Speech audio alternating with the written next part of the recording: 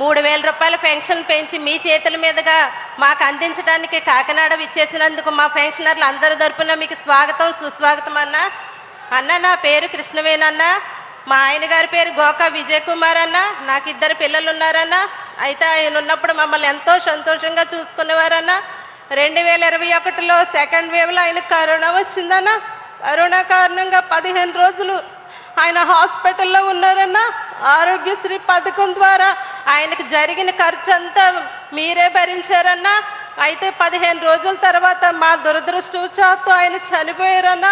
ఆ సమయంలో కుటుంబ పెద్దను కోల్పోయి నేను చాలా నిస్సహాయ స్థితిలోకి వెళ్ళిపోయానన్నా. పిల్లల్ని ఎలా పెంచుకోవాలి, నేను ఎలా బ్రతకాలనే స్థితిలోకి వెళ్ళిపోయినప్పుడు మీ వాలంటీర్ వచ్చి నాకు వితంతు పెన్షన్ దరఖాస్తు చేసిందన్నా. దరఖాస్తు చేసిన మరుసటి నెలలోనే నాకు పెన్షన్ శాంక్షన్ అయిందన్నా. 1వ తారీఖు ఉదయాన్నే తను తీసుకొచ్చి 2,500 రూపాయల పెన్షన్ నా చేతికి ఇచ్చినప్పుడు నాకెంతో ధైర్యం వచ్చిందన్న. ఆ రోజు నేను బ్రతకగలనే ధైర్యం నాకు వచ్చిందన్న. ఆ రోజు పెన్షన్ 2,500 రూపాయలు తీసుకొని ఇంటికి నెలకి సరిపడా నిత్యావసర వస్తువులు కొనుక్కున్నానన్నా. అలాగే ఈ రోజు 3,000 రూపాయలు ప్రకటించి మాట తప్పను మడం తిప్పనన్న మాట నువ్వు నిలబెట్టావన్నా. అలాగే పాదయాత్రలో కూడా నేనున్నాను, నేను విన్నానన్నావన్నా. ప్రజల కష్టాలు విన్నావన్నా, నేనున్నానని నిరూపించుకున్నావన్నా.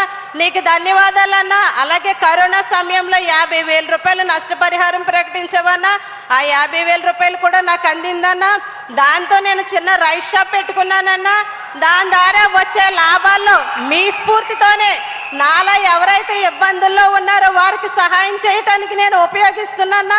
ఇది కేవలం మిమ్మల్నే స్ఫూర్తిగా తీసుకొని నేను ఈ పని చేస్తున్నానని నేను తెలియజేస్తున్నానన్నా.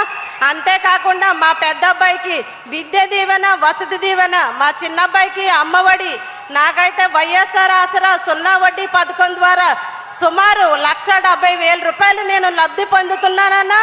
అదే కాకుండా మా అత్తగారు కూడా వృద్ధాప్య పెన్షన్ అందుకుంటున్నారన్నా. 18,700 రూపాయలు చేయూత అందుకుంటున్నారన్నా. వైఎస్ఆర్ 0 వడ్డీ ఆసరా పథకం ద్వారా అందుకుంటున్నారన్నా. మీరు చేసిన ఈ మేలుకి ఆవిడ మా మీద ఆధారపడకుండా తన కాళ్ళ మీద తన బతకడానికి సహాయపడుతుందన్నా. అలాగే చీకటిలో ఉన్న ఎంతో మంది జీవితాల్లో మీ నవరత్నాలు పథకాల ద్వారా వెలుగులు నింపుతున్నారన్నా. మీకు మా ధన్యవాదాలన్నా. అన్నా, కష్టాల్లో ఉన్నప్పుడు కష్టాల నుండి తొలగించమని ఆ దేవుణ్ణి మేము ప్రార్థిస్తామన్నా. ఆ దేవుడే మీ రూపాల్లో ఉండి మా కష్టాలు అన్ని తీరుస్తున్నారన్నా. ఇంత మంచి సుపరిపాలన చేస్తున్న మీరే మాకెప్పటికీ ముఖ్యమంత్రిగా ఉండాలని మనస్ఫూర్తిగా కోరుకుంటూ సెలవు తీసుకుంటున్నానన్నా.